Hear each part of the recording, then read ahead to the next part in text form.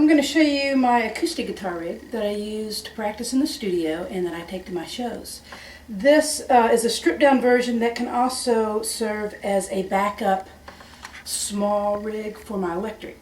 So let me show you what I have. And on the pedal board, I start by going into the Love Pedals line driver. This ensures that the impedance of my signal stays consistent throughout a long chain of effects. I go into a tube screamer, number 1, into a tube screamer, number 2. Now, when I'm using this as an acoustic rig, I have the drive all the way off, the level boosted to about 2 o'clock, and my tone at 10 o'clock. I use this just for a boost that adds no distortion, a tiny little bit of drive, just by the nature that it's an overdrive pedal. And so if I go to play a lead, I can get a clean, relatively clean boost out of this. Now if I were using this as my electric guitar backup rig, I would set both of these for my electric guitar sound.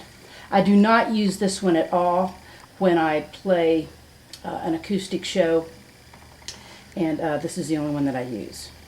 So I go from this first tube screamer to the second tube screamer. Then I go into my volume pedal. From my volume pedal, I go into 2 different delays. One is set for a short slapback, and the other is set for, let me show you.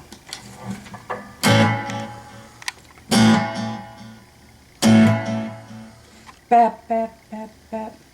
About that length. That's about the length that I use whenever I play electric or acoustic. That's a nice, it adds a nice tail. I like for the first direct signal to be the loudest, and then it tails off with about 3 bap, bap, bap, bap. The last one hardly is audible.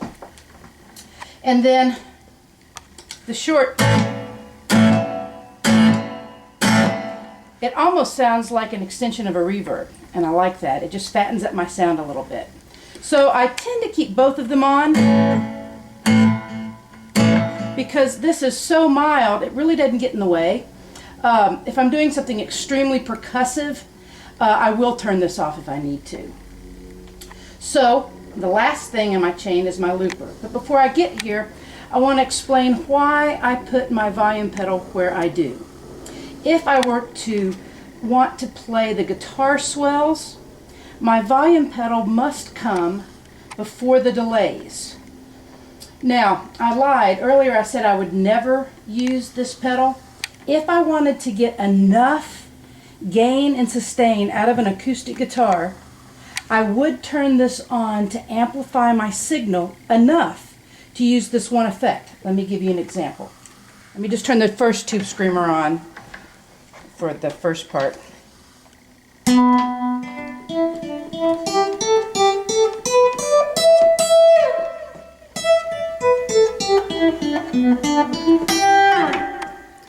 Whenever I put my volume pedal before a delay, it allows me to hit the signal and turn it off, but the delay keeps going. The original signal stops, so it gives that violin effect. Now I'm going to turn on the second tube screamer, which they're set identical.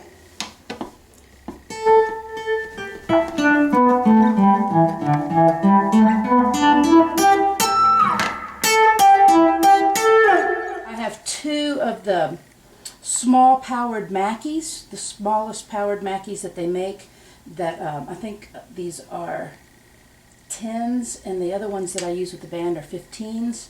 These are great, great, great powered speakers. I use absolutely no EQ. They do not feed back. I mean, an acoustic guitar potentially can feed back in any environment. This is as flat as you can get. My vocals are nice and warm. I never have to put any kind of EQ to keep these monitors in control. Other monitors that I've used, I've just always had, problems with them. But these powered Mackeys and then my 12s, they're I just love them. I really do. So I take my guitar signal and I put it into channel 2 of this non-powered Mackie mixer.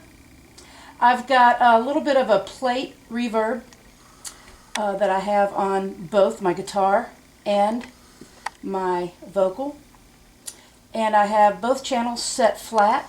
Sometimes I'll put a little bit of high end on my vocals and roll just a little bit of the low end off depending on the environment that I'm playing in. I keep my acoustic guitar flat. Really a nice setup. Now to the loop station.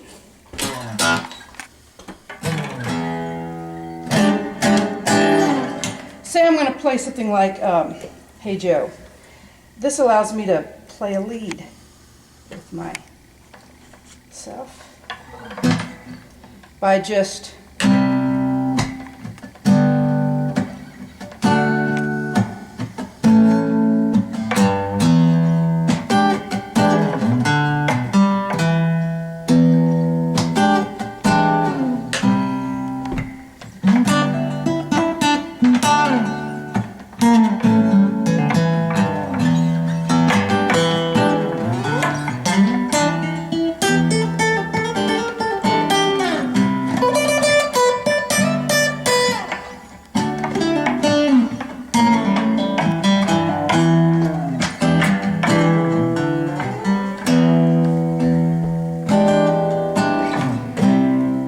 Hey Joe,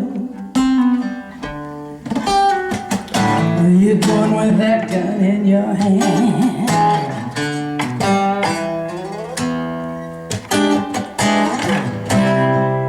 So I can turn this on as need be now because it's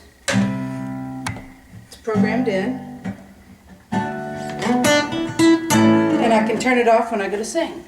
So the whole setup is really simple, nice and clean, powerful.